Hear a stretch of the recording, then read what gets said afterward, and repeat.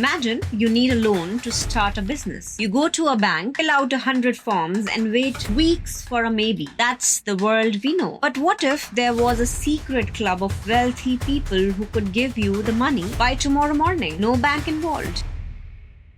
That secret club is a market called private credit, and it just crossed $2 trillion. To put that in perspective, if that money were a country's gross domestic product, it would be richer than most nations on earth. Most people have no idea it exists, but it's quietly changing how the world's money works. Why is this happening? Think of banks like strict parents. After the 2008 financial crisis, the government gave banks a very short leash. They have thousands of rules about who they can lend to. If a company is a little bit risky or needs money too fast, the bank has to say no to stay safe. But companies still need to grow. So they stopped asking the strict parent and started asking the rich uncle, aka private credit funds. Let's use a real example. Imagine a mid-sized company, let's call it Solar Tech India, that builds solar panels. They need $50 million to build a new factory today to beat a competitor. The bank says, give us 3 months to check your paperwork and we'll charge you 8% interest. Private credit says, we'll give you the money in 48 hours, but we will charge you 12%.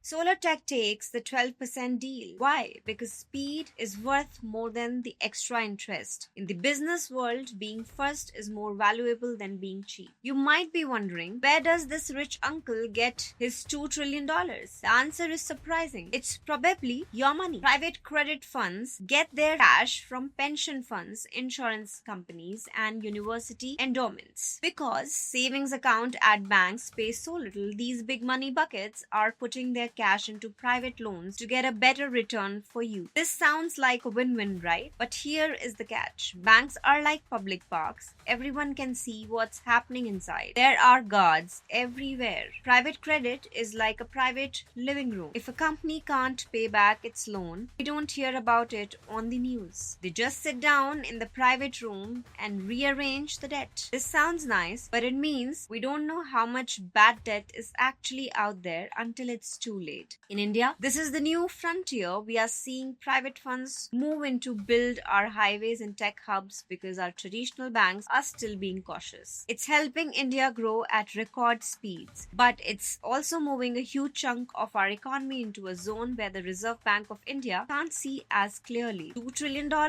is a signal. It tells us that the world is tired of waiting for banks to say yes. But as we move into the shadows, we have to ask, are we building a more efficient world, or are we just building a bigger explosion for the next crisis? What do you think? Would you rather have a slow, safe bank or a fast, expensive private lender? Tell us in the comments. This is Indu Tyagi and you're watching One Stats. Don't forget to like, share and subscribe, and stay tuned to One Stats for the news that matters.